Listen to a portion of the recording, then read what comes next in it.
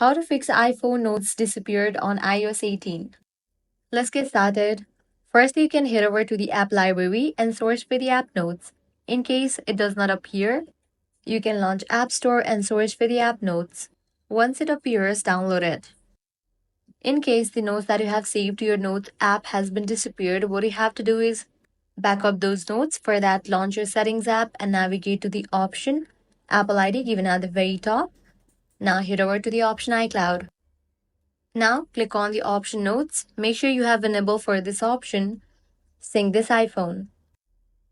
Then you can go ahead and check whether your notes are available or not. Next thing you have to do is launch your Notes app. Now you can check the folder recently deleted. So click on the option Folders given at the top left. Navigate to the option Recently deleted. In this folder, you might get the notes that you are searching for. To recover those, you'll need to click on the option Edit, check in for those, and click on Move and select the folder in which you want to add these notes. So this is how you can easily fix iPhone notes disappeared on iOS 18.